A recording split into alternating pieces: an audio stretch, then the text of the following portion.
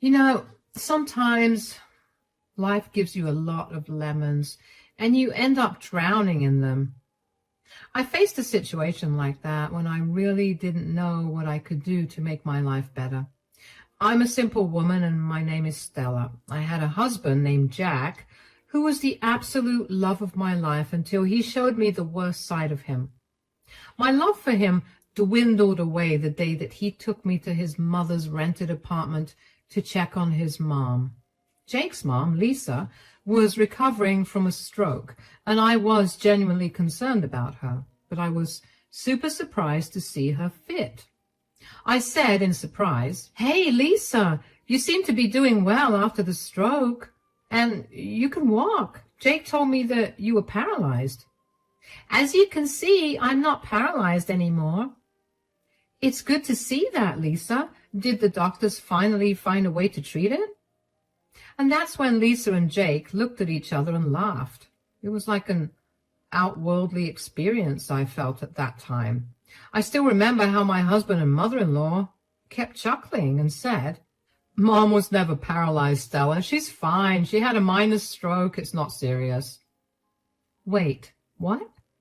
Why did you lie to me, Jake? What about the medical bills? I gave you $30,000 for it. "Oh, that money. Well, we used it for something special for me." "What are you talking about?" And that's when my husband showed me a stack of papers.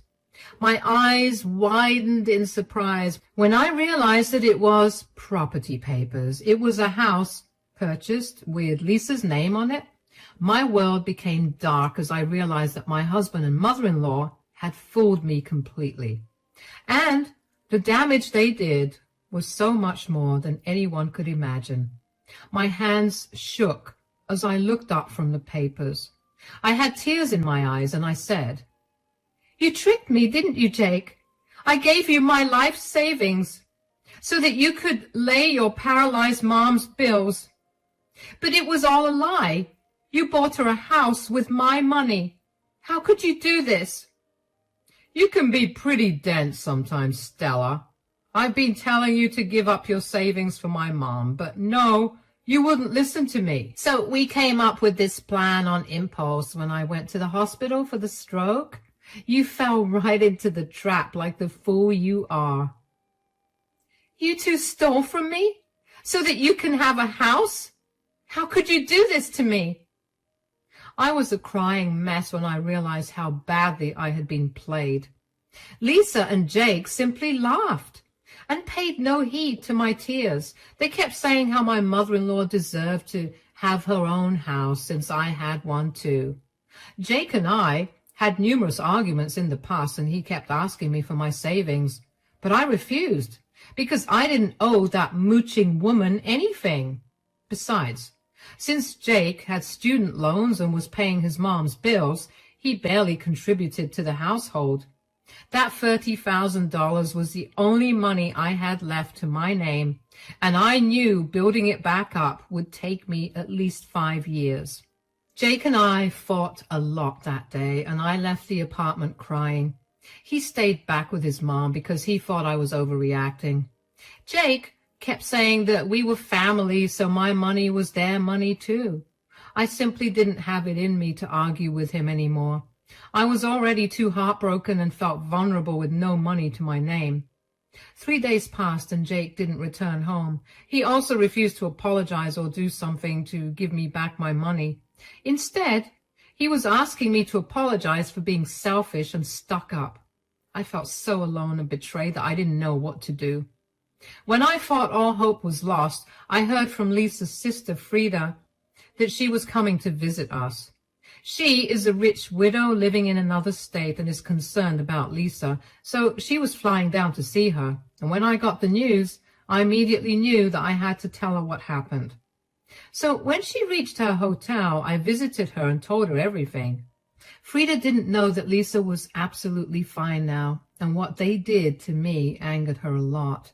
She kept getting angrier as I cried and told her everything. When I was done, she solemnly looked at me and said, "I can't imagine what you're going through right now, Stella. My sister and nephew are just horrible. Apologies for what they did, but I have a special present for you. I think it will soften the blow of what they did to you. What do you mean, Frida? You want to give me something? You know, Stella, before I came here, I wanted to do something about my sister's housing situation. So I actually planned something to make sure she has a permanent roof over her head. But I see that she doesn't need it anymore. Nope. She's figured things out for herself already. My husband and mother-in-law played me well, I must say. I'm just sad and disappointed that I fell into their trap. I can't fault you for that, Stella. You are a kind and compassionate woman. You did something really generous to help out your mother-in-law. It's not your fault that she turned out to be such a snake. Still, I literally lost all of my savings, and it hurts a lot. Jack doesn't care about it, and Lisa is just happy that she cleaned my bank account and got herself a shiny new home. If I'd been a little more careful, I wouldn't have lost everything. Now, don't say that you lost everything. Maybe it's a sign from heaven because you are about to receive something even better for being such a selfless person. Frida's words were pretty cryptic, so I didn't know what to think of it, but I was seriously happy to have her support. Lisa might be a horrible woman, but Frida is actually a very nice person. As I said, I have a lot of respect for, so it was nice to know that she took my side. But nothing had prepared me for what Frida was about to do for me. When she told me that I would receive something better, I sadly smiled and said, I highly doubt that, Frida. My husband isn't even on my side. He's refusing to return the money, and I know he won't ever help me build back my savings. You don't need your useless and spineless husband to build back your savings. You have me for that. I have already planned to help you with that. What do you mean, Frida? How do you plan to help me? Remember I said that I have a gift for you? Well, I'm actually going to give you $60,000. Guys, out of all things possible, I never expected this to be one. Not even in my wildest dreams had I imagined that Frida would want to give me money. I was extremely taken aback by her words and didn't even know what to say. My face must have shown my confusion and shock because Frida simply smiled at me and nodded her head. I said in disbelief, You want to give me $60,000? That's right, Stella. But why? Why do you want to give me money? As I said, Stella, I've been making plans to make sure Lisa has a permanent home. So I set aside $60,000 in cash to help her with her house purchase. But then I came here and found out what she did. And you don't want to give her the money? Yup. I'm not giving her the money since she already scammed you into giving her yours. I'm still extremely ashamed of what she did, Stella. Consider this as me returning your money. Honestly, guys, Frida's thoughtful gesture absolutely brought tears to my eyes. And when I told I hadn't expected her to actually help me get my savings back, in fact, she was actually offering me twice what I had lost. Oh my God, Frida. You have no idea how much your kind gesture means to me. I can't believe you are offering me your own money. Oh, no, Stella. I'm not offering you anything. I'm giving it to you. I won't take no for an answer. But it's a lot of money, Frida. I only lost $30,000. It's not like I gave Lisa $60,000 that I can take it all from you. Besides, I don't know if it's fair.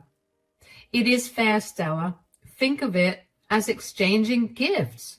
Lisa took your gift by malice, so I am giving her gift to you. Too bad Lisa is the one losing out because now you have more than her.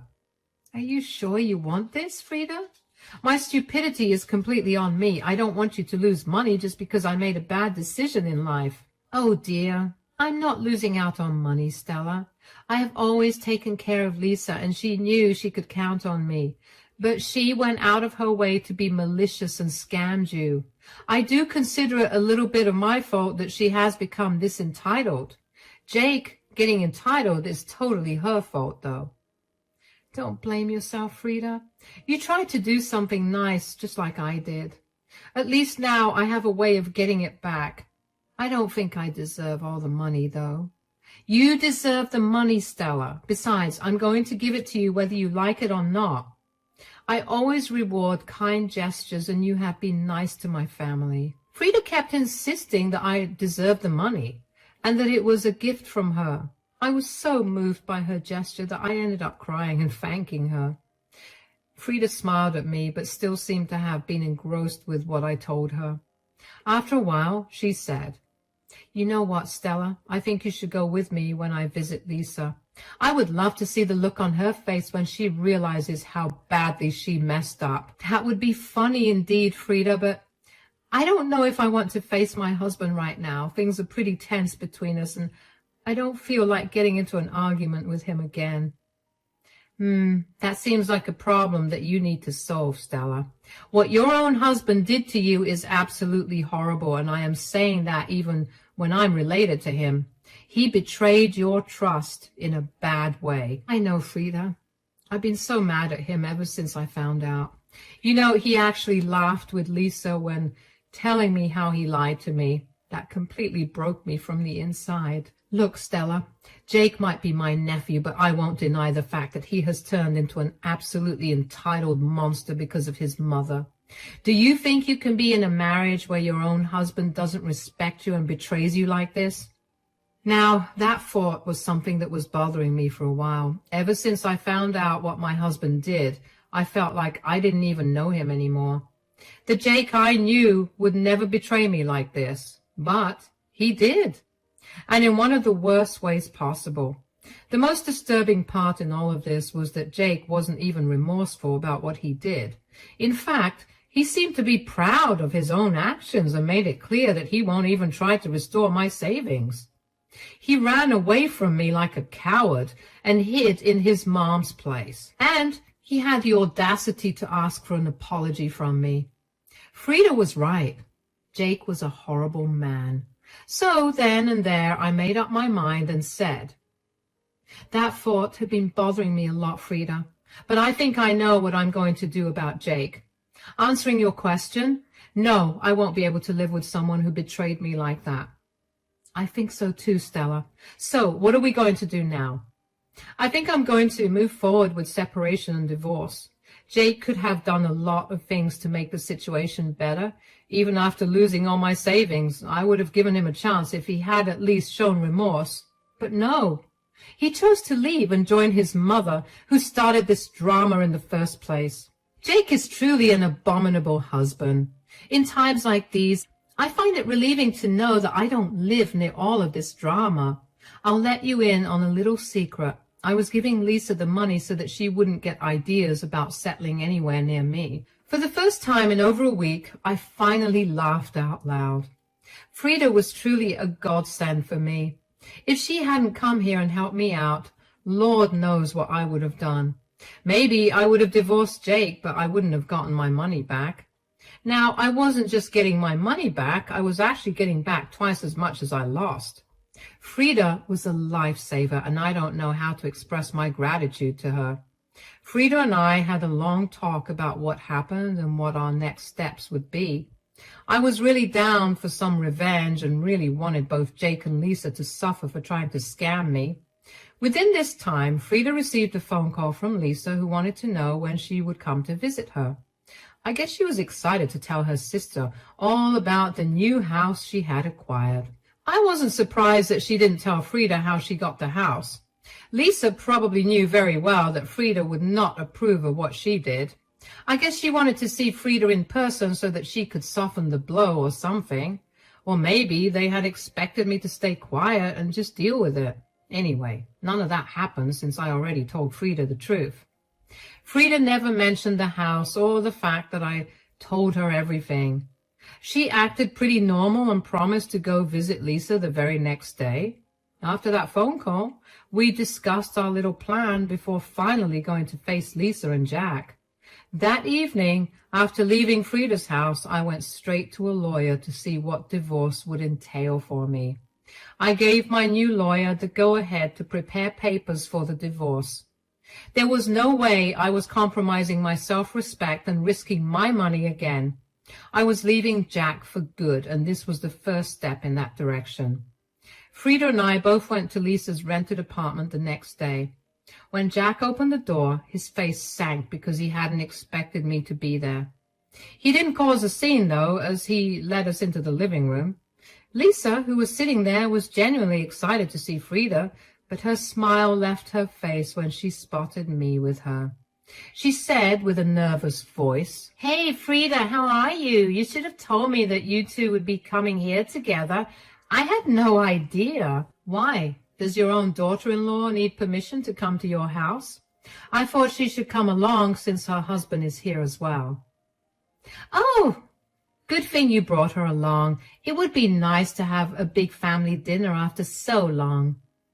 Lisa was trying her best to hide her nervousness, but was failing miserably. Meanwhile, Jack was a little quiet and didn't say anything. He kept glancing at me, hoping that I would say something, but I sat there coldly and let Frida do the talking. She said, "There is still time for dinner, Lisa. First, I believe there's a lot we need to talk about. Tell me, Lisa, what preparations have you made to find a permanent residence?" Jack and I went house hunting and found the perfect place for me. It's beautiful, Frida. So I just bought it, actually." "You bought it with what, Lisa?" "As far as I know, you don't have that kind of money lying around. Did Jack help?" "Yes, Frida, I helped Mom get her own place. We managed the down payment, and I'll be taking over the mortgage from now on. Everything has been set." "You managed the down payment by tricking your wife into giving away her savings, didn't you?" Jack and Lisa froze when they heard Frida say those words. They had hoped that they had more time to come up with excuses, and they had hoped that I would stay quiet and not tell Frida what they were up to. But I was done being a pushover. I already learned my lesson the hard way. But apparently, Lisa and Jack needed to learn some things because even after getting caught, they tried to lie to Frida. Lisa actually looked offended and said, "What are you talking about, Frida? We have done no such thing. Who gave you these nonsensical ideas?" "You still want to lie about this, Lisa? I don't think lying will be a good way to go about this." "Look, I don't know who told you these things, but we came together as a family and helped Mom buy the house. Lisa didn't actually mind sharing her money. In fact, she gave it to me by her own accord. Isn't that right, Stella?" "Yes, I gave you the money out of my own accord, but the money wasn't supposed to be used for buying a house. It was supposed to be for medical bills and such because I was told Lisa had been paralyzed."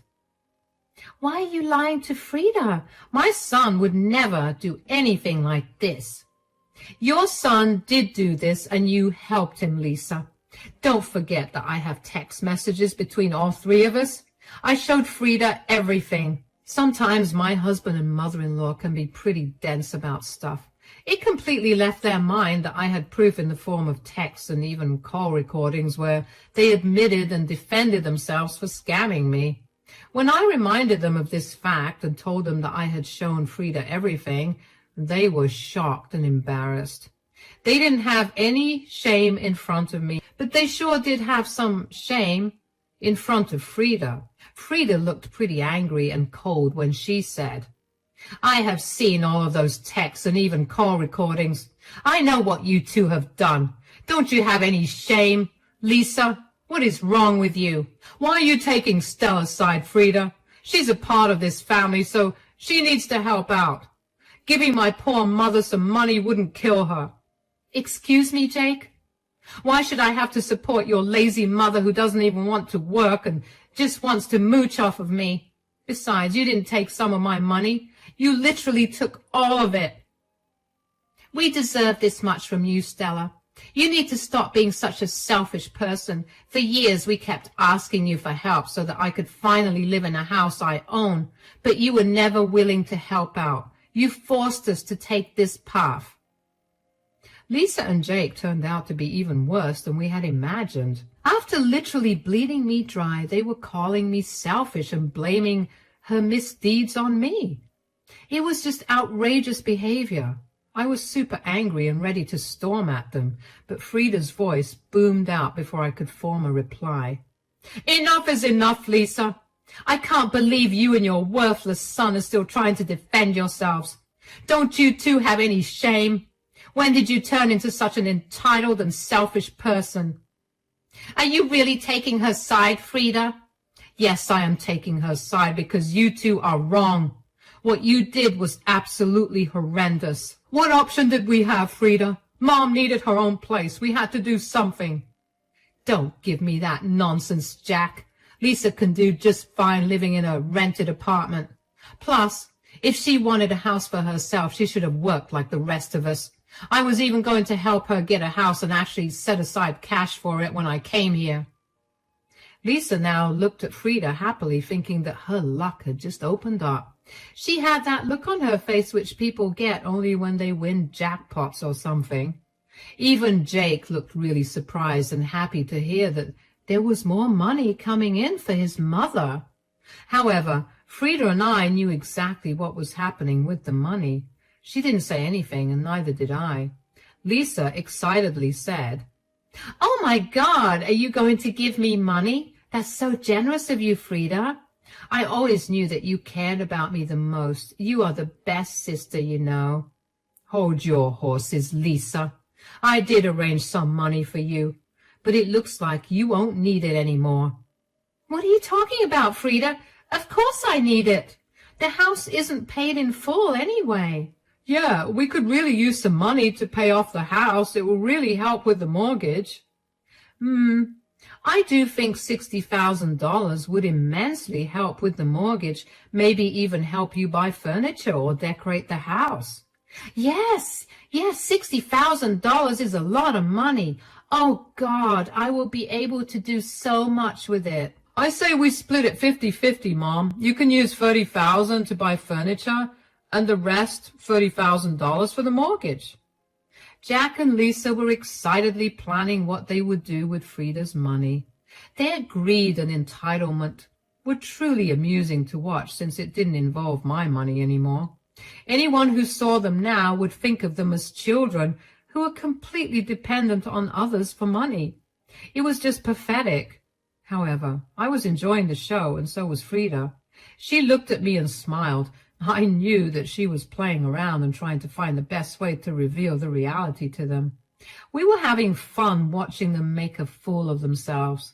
Lisa then excitedly addressed Frida, saying, "So when will you give me the money? We need to start shopping right away since I will be moving into the house next month." "Wait a minute, Lisa. Who said I would still give you the money?" "What?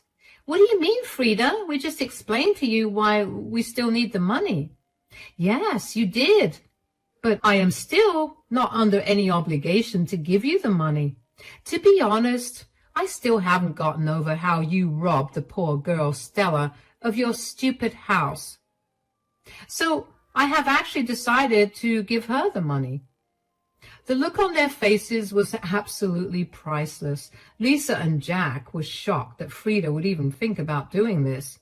They couldn't believe that Frida would blatantly give away the money that was supposed to go to Lisa.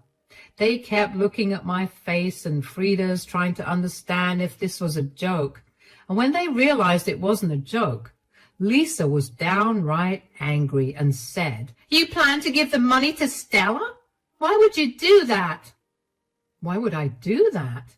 Probably because I'm trying to rectify what my sister and nephew did to her." "Your money has nothing to do with Stella. It should be mine, because it was meant for me." "It was meant for you, yes, but I changed my mind. I don't reward people for bad behavior, Lisa. I think you know that very well." "I think you're being very harsh on Mom, Frida. We didn't have many options. You can't punish her for wanting a roof over her head." "She already had a roof over her head that she didn't work for. She could have waited for me to help her out. But no, she chose to steal a poor girl's savings and leave her destitute. As if you haven't already made her financially stuck because of your stupid student loans." That shut up my husband real quick. Frida reminded him of the fact that my husband barely contributed to our household as it is. Jake knew that he couldn't argue this point, So he stopped babbling like an idiot and wisely chose to remain quiet. Lisa, on the other hand, wasn't having it. The thought that now I was getting even more money than I lost was bugging her. She still looked angry and said, "You can't do this to your own family, Frida. This is unfair." "What's unfair is that you called someone your family and then scammed them out of their savings." "I only took $30,000 from her. Fine, she can have that back from you, but I should still get the other $30,000. You shouldn't and won't be getting anything, Lisa. Stella deserves it all for putting up with your horrible behavior and financial abuse. Don't try to argue with me, Lisa. It won't work. I'm going to give Stella the money, and that decision won't change."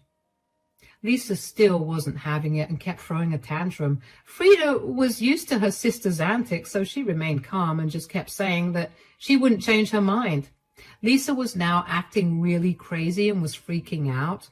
In her frenzy, she turned her attention to me and started blaming me for what was happening to her. She said, You did this, didn't you, Stella? You purposefully turned my sister against me so that you could take the money that's meant to be mine." "It's funny that you think a stupid girl like me could come up with such a plan. I am not like you, Lisa. Besides, even if I did, it isn't something that you haven't done to me. I will never let you have that money. I will make my son take it away from you." "Well, he won't have that chance again, Lisa. Jack and I are done. I've already filed for divorce and I will be leaving him soon." Now it was my husband's turn to freak out. He wasn't expecting me to say this, of course. He may have thought that ultimately I would cave and decide that what my husband did was right, but I wasn't doing any of that. Instead, I was telling him straight up that I will be divorcing him. Jake looked shocked and started to say, "What are you talking about, Stella? You're not going to divorce me. I don't believe what you're saying." "Believe what you may, Jake. The truth will come out sooner or later. I've already told my lawyer to prepare the papers. You will be served fairly soon." No, you can't do this. You can't just leave me over this one small thing." "You think this is a small thing, Jake? That's where the problem lies, you know. Not only did you awfully betray me and wipe out my savings, but you also refuse to take responsibility. I don't want to stay with someone who lies to me and steals from me." "But you're already getting your money back, Stella. In fact, you're getting more than what you spent on my mom. The problem has been solved now." "Just because Frida generously offered to give me back my money, that doesn't mean I should forgive you. I have already decided on a divorce, and I will go through with it, whether you like it or not." Jake was now in full panic mode, while his mom was still hounding Frida for the money. It was a hilarious mess where both Jake and Lisa were not only regretting their actions, but also paying dearly for it. Frida and I watched them grovel for a while before we left and went to our own homes. That night I slept like a baby since a big weight had been removed from my chest. The next day, Jake came back and wanted to talk things through, and I made sure to tell him that there wasn't a chance in this lifetime that I would forgive him. He cried a lot and lamented about how he got carried away due to his mom and made a mistake. I guess he finally remembered that without me, he wouldn't even be able to handle his mom's mortgage. No matter what the reason was, Jake tried his best to change my mind, but I didn't do that. Our divorce happened pretty fast since we didn't have children. Jake sulked the entire time and tried to sabotage the divorce. However, he soon realized that he had no money to fund lawyers to draw out the case, so we came to a mutual agreement. He was left to fend for himself because he and I both earned almost the same money. The only problem was that he had a lot of student loans and had to fund his entitled mom's lifestyle too. Frida and I did keep in touch, and she ended up giving me the $60,000 she had promised. She could have backed out, but she didn't. I was so glad that she stood by me through it all. She did tell me that now Jake and Lisa are miserable, and they actually ended up selling the house because they couldn't fulfill mortgage payments. Right now, Jake is blaming his useless mom for his financial crisis and divorce. The two fight a lot, and it feels good to know that they lost it all because of their bad behavior.